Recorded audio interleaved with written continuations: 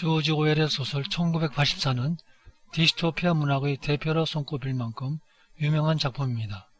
1949년도에 나온 작품이지만 현재 중국과 한국 등 일부 국가의 행태가 시대의 발전과 함께 일부분 소설의 모습을 닮아가는 것 같아 화제가 되고 있습니다. 소설 내 경찰은 곳곳에 카메라와 도청장치를 숨겨두고 주민을 감시합니다.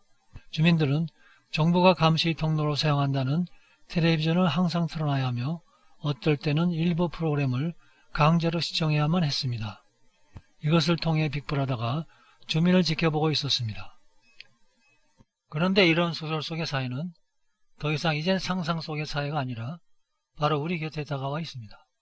최근 이런 것에 한수를 덧더 중공은 가뜩이나 온갖 감시 장비로 시달리고 있는 중국민들을 쓰레기통까지 이용해 주민을 감시한다는 의심까지 받고 있습니다.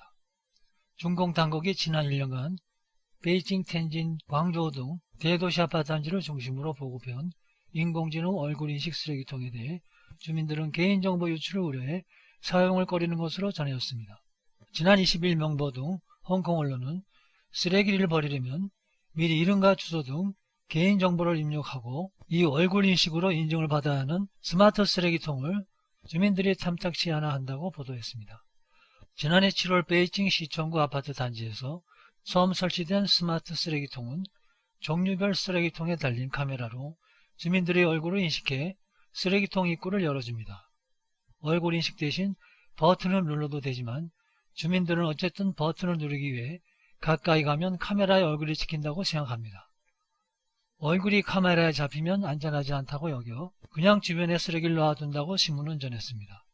현지 환경미화원 말에 의하면 주민들은 지난 1년 동안 쓰레기통 가까이가 쓰레기통에 넣는 것이 아니라 그냥 쓰레기통 카메라를 피해 쓰레기통 옆에 쓰레기를 두고 간다고 말했습니다. 원래 중국 당국이 스마트 쓰레기통을 보급한 것은 분리수거를 장려하기 위해서라고 말하지만 지금의 중공 당국이 길거리 CCTV를 이용한 안면인식 시스템에 더해 전자화폐, 코로나 인증 앱, 핸드폰 위치 추적 등등을 이용해 전 국민의 사생활을 촘촘히 들여다보고 감시하는 행태를 알고 있는 주민들은 믿으려고 하지 않는다는 것입니다. 재활용품 유해 쓰레기, 마른 쓰레기, 음식물 쓰레기 등 지자체 분류에 따라 정해진 쓰레기통에 쓰레기를 버리면 포인트가 쌓입니다. 이 포인트를 모아 휴지나 소금 등 생활용품과 교환할 수 있습니다. 재활용품의 경우 설정된 가격에 따라 현금으로 환급되기도 합니다. 그러나 중국 매체 펑파이는 쓰레기통에 수집한 얼굴 데이터가 어떻게 보관되는지 유출되지는 않는지 주민들은 의혹을 제기하고 있다고 지적했습니다. 올해 들어 중국에서는 소셜미디어에서 사람의 얼굴 데이터를 판매한다는 게시물이 심심치 않게 목격됐습니다. 중국 메신저인 위챗이나 QQ에서는 1인당 3위안에 이름과 얼굴 사진을 판매한다는 글이 올라왔고 전자상거래 사이트에서는 얼굴 데이터를 1인당 0.5위안에 거래한다는 내용이 등록됐습니다.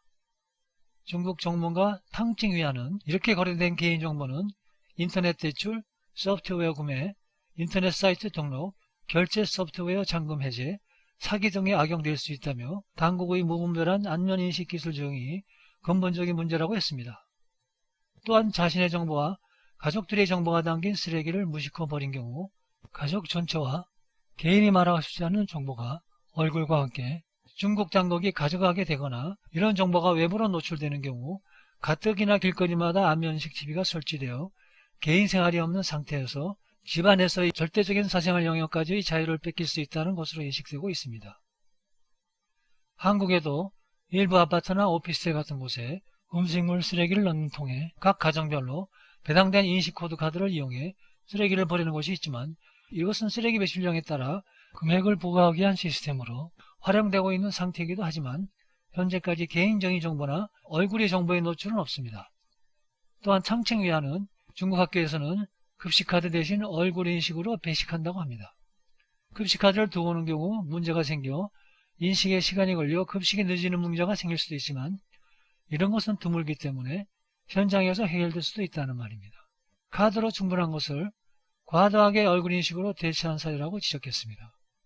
더군다나 중국에서는 지난해 시장 점유율 1위인 무인 택배 보관업체인 퐁차오가 얼굴 인식 택배함을 선보였다가 한 초등학교 학생에 의해 실물 없이 사진만으로 보관함이 열린다는 사실이 드러나 도입을 취소하기도 했습니다.